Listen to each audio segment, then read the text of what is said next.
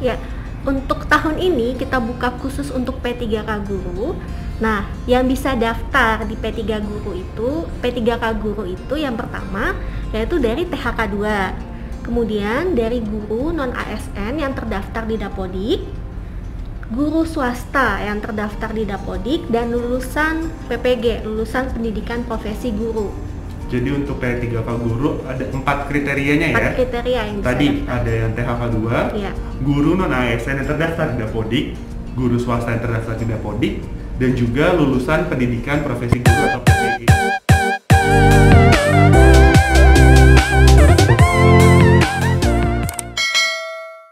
Sebelum mendaftar itu bisa pelajari dulu untuk Permenpan 27, 28, dan 29.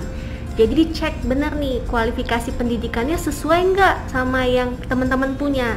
Jangan sampai teman-teman itu melamar di jabatan yang tidak sesuai dengan kualifikasi pendidikan yang kalian punya, karena nanti bisa langsung gagal untuk seleksi administrasinya. Oh gitu. Jadi memang harus detail ya Mbak ya? Detail, dicek persyaratannya. Oke.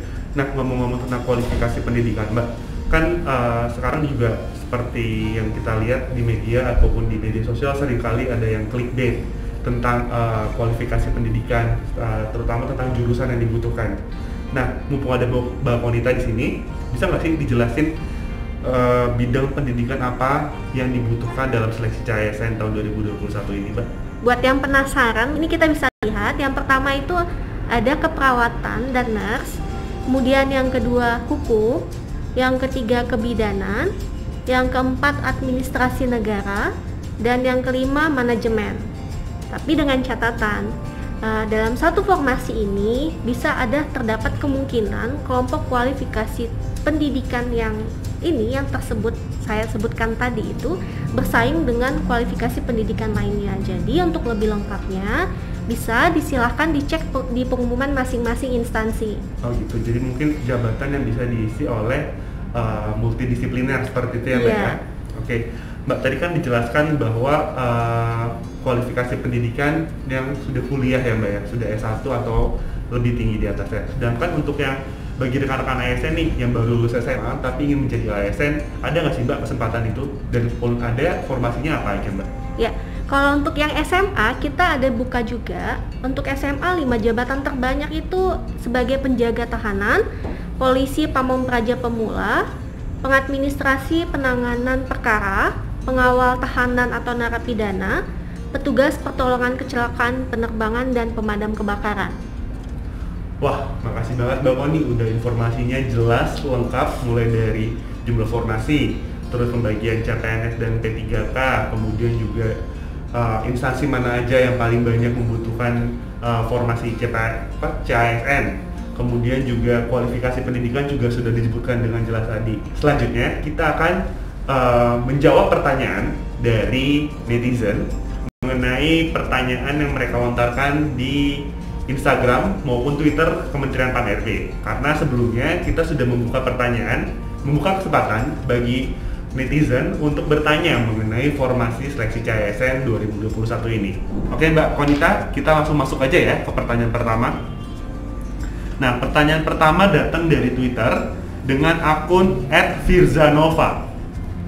Pertanyaannya, apa bedanya seleksi CPNS dan P3K?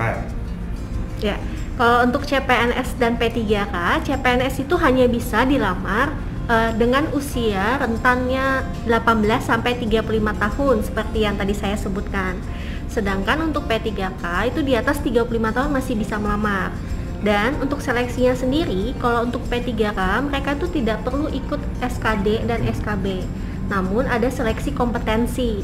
Nah, seleksi kompetensi ini terdiri dari seleksi kompetensi teknis, kemudian seleksi kompetensi manajerial dan sosial kultural. Oke, jadi memang ada sedikit perbedaan ya Mbak ya. Mungkin detailnya bisa dilihat di Permenpan nomor 28 dan nomor 27 tadi ya? Iya. Oke. Pertanyaan kedua muncul dari akun Instagram dengan @natashadea10.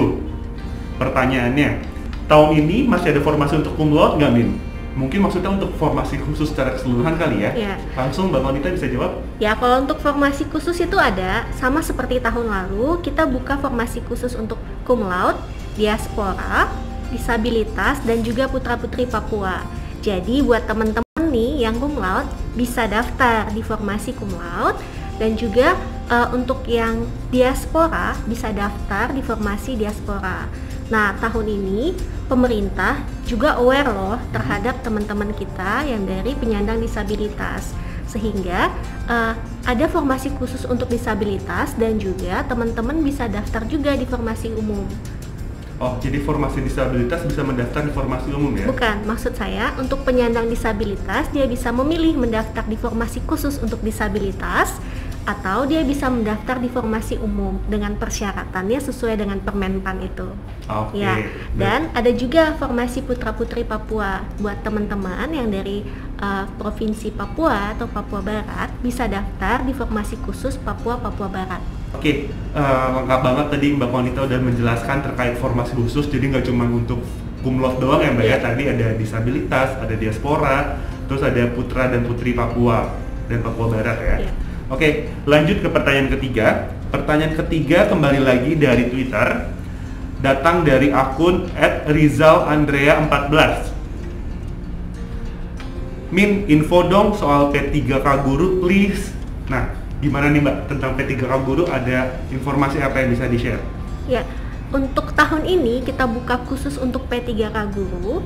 Nah, yang bisa daftar di P3K Guru itu yang pertama yaitu dari THK 2. Kemudian dari guru non ASN yang terdaftar di Dapodik, guru swasta yang terdaftar di Dapodik, dan lulusan PPG, lulusan pendidikan profesi guru. Jadi untuk P3K Guru ada 4 kriterianya ya? 4 kriteria yang bisa tadi daftar. ada yang THK 2, ya. Guru non ASN yang terdaftar di Dapodik, guru swasta yang terdaftar di Dapodik, dan juga lulusan pendidikan profesi guru atau PPG. Oke Mbak, selanjutnya dan pertanyaan terakhir pada segmen kali ini. Ya. Pertanyaan selanjutnya datang dari Instagram dengan akun @berta282828, 28 sampai 3 kali nih. Ditanya, Min, beneran nggak sih tes P3K Guru bisa sampai 3 kali? Gimana sih maksudnya? Nah, gimana tuh maksudnya Mbak Monita? Benar, untuk tahun ini tes P3K Guru 3 kali. Tapi untuk lebih jelasnya mungkin bisa ya kita bahas di episode selanjutnya aja. Oke, kita akan punya episode selanjutnya tentang P3K ya. Oke, sepakat Mbak. Tadi kita udah ada 4 pertanyaan, kurang lebih itu 4 pertanyaan yang kita rangkum dari sekian banyak pertanyaan, kurang lebih pertanyaannya sama, jadi kita rangkum dalam 4 pertanyaan tersebut. Dan untuk selanjutnya, kita masih akan banyak lagi informasi menarik terkait ASN yang akan kita bahas di ASN Corner. Jadi stay tune terus di akun Kementerian PAN-RB ya. Ya, terima kasih sekali Mbak Poni atas waktunya untuk mampir ke ASN Corner episode 1 ini yang telah menjelaskan panjang lebar mengenai formasi dalam seleksi CASN 2021. Mungkin Mbak Poni ada yang ingin di-share kepada rekan-rekan ASN di luar sana? Ya, saya tidak bosan-bosannya untuk mengingatkan para pejuang MIP untuk membaca persyaratan dengan teliti sebelum mendaftar, supaya teman-teman bisa bergabung bersama ASN dan bangga melayani bangsa. Terima kasih sekali lagi untuk Mbak Poni atas waktunya untuk hadir di ASN Corner, dan juga terima kasih bagi rekan-rekan ASN yang telah menonton acara ini. Semoga informasi yang kami berikan dapat membantu dan mencerahkan mengenai seleksi CASN tahun 2021. Dan kami